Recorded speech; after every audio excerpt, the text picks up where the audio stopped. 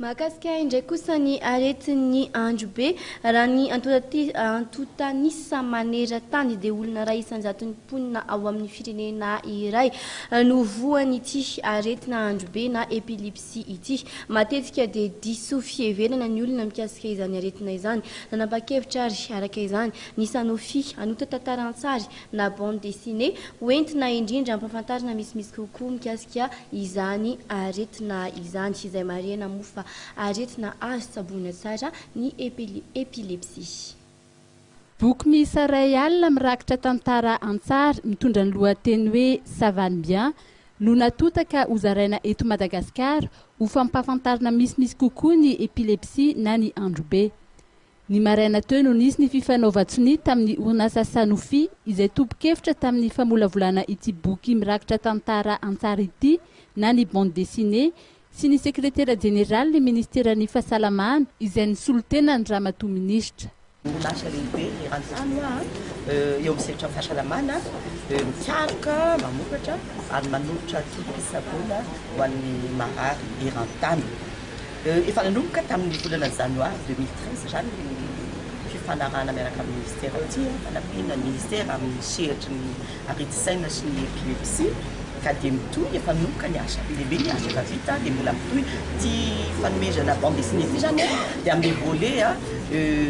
IEC information éducation communication dia miatraika amin'ny ankizy mpianatra dia araka ny falazain'ny sekretera général teo miady chaque fampianarana no miady amin'ny hevitra diso momba ny andro be. Nanamafy moa ny sekretera jeneraly ny ministeran'ny fahasalamana fa azo tsaboina ary tsy mifindra ny andro be. Raha ny resaka andro be dia besaka mieritreritra nanirorana olo dia efa mamindra anazy olo nampipiny mamindra anazy ary matetika izay voan'ny andro be dia ilikilika marary saina dia ilikilika ka izany rehetrarehetra zany gn'antony agnazavana sara ilana ny rehetrarehetra mba samby anazava fa gn'andro be